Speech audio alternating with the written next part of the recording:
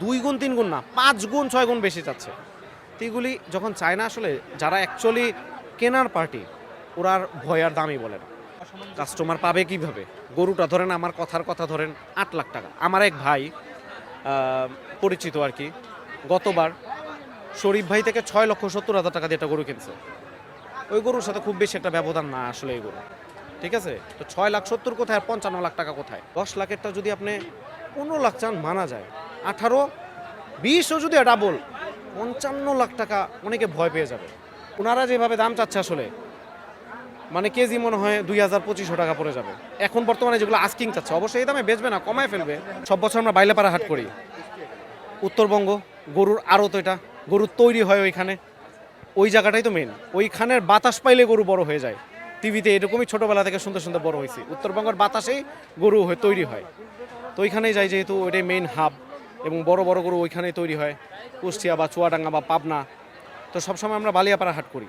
Maximum গরু কেনা শেষ, আমাদের আরও 3-4টা গরু লাগবে।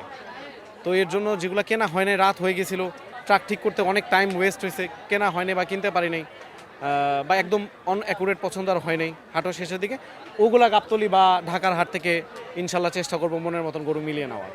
বড় বড় গরু আমি যতটুকু মনে করি যে বড় বড় গরু একটু আগে বেচে ফেলাই ভালো। কাঁচামাল তো যে কোনো সময় দাম অনেক ফারাক হয়ে যায়।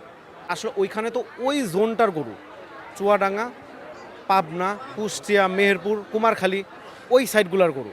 আর গাবতলী তো মনে করেন যে আসলে সারা বাংলাদেশের গরু। গাবতলীতে আরেকটু প্রিমিয়াম সেগমেন্ট আসবেই। কেউ কেউ গরু পালে ওইখানকার গরু হাটে উঠাবে না, গাবতলী নিয়ে এসে বেচবে, লাগলে কমে বেচবে কিন্তু গাবতলী ফেস করবে। আমার ব্যক্তিগতভাবে মনে হচ্ছে যে গরুটা 3.5 লাখ ওনারা বিক্রি করবে, ওই গরুটা এখানে 6 লাখ 7 লাখ, কেউ কেউ 7.5 লাখ টাকাও চাচ্ছে।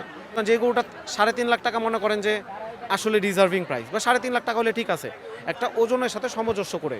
কোরবানি ওজনের সাথে কোনো সম্পর্ক নাই। আমি ব্যক্তিগতভাবে মনে করি পুরাটাই লুকসের উপর যাবে, শখের উপর যাবে, সৌন্দর্যের উপরে যাবে। কিন্তু তারপরও দিন শেষে আমার গরিব মানুষ বা সবাইকে বন্টন করতে হবে। একটা পোর্শন থেকে যায় যে আমার মাংসের সাথে কিছু হলেও সামঞ্জস্য থাকতে হবে। এখন যদি ওনারা যেভাবে দাম চাচ্ছে আসলে মানে কেজি মনে হয় 2,000-2,500 টাকা পড়ে যাবে। এখন বর্তমানে যেগুলো আস্কিং চাচ্ছে অবশ্যই এই দামে বেচবে না, কমায় ফেলবে। 2 গুণ 3 গুণ না 5 গুণ 6 গুণ বেশি চাচ্ছে। তো এগুলি যখন চায় না আসলে যারা অ্যাকচুয়ালি কেনার পার্টি ওরা আর ভয় আর দামই বলে না, তখন ওরা মুভ করে ফেলে বা চলে যায়। দিন শেষে আসলে ক্ষতিটা ওনাদেরই হয়। অনেকে ভয় পেয়ে যাবে, তখন চলে যাবে, দামই করবে না।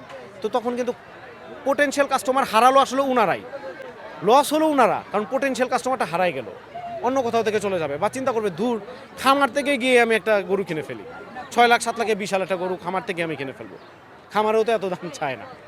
তো তখন কাস্টমারটা লুজ হয়ে যায় আসলে। তা আমি মনে করি যে আসলে কাছাকাছি দাম চাইলে ভালো, কাস্টমারের জন্য ভালো, ওনাদের জন্য ভালো। আর এই যে এত বড় বড় সুন্দর সুন্দর গরু আসছে, আলহামদুলিল্লাহ আল্লাহর তৈরি জিনিস, এত সুন্দর সুন্দর গরুগুলো কিন্তু যারা কিনবে এরা অবশ্যই 4-5 দিন আগেই কিনবে। চাঁদ রাতের এই গরুগুলার কাস্টমার কিন্তু নাই। আপনি চিন্তা করেন যে লোক 7 লাখ 8 লাখ 6 লাখ 10 লাখ টাকা দিয়ে সুন্দর একটা গরু কিনবে, উনি অবশ্যই ওনার ছেলে মেয়ে থাকবে, ওনার ভাতিজা ভাতিজিরা থাকবে, ভাগ্নিরা থাকবে, আত্মীয় স্বজন থাকবে, একটু শখ করেই কিন্তু কিনবে। ও 4 রাতে রাত্রে কিনবে, 6 ঘন্টা রাইখা নামাজ পড়ে জব করবে, ওই সবের গরু এগুলা না, এত শৌখিন গরু না।